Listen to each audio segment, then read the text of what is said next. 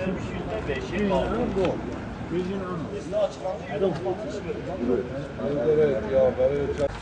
Git daha gelme. Git. Daha mahkeme kararı almadan gelme.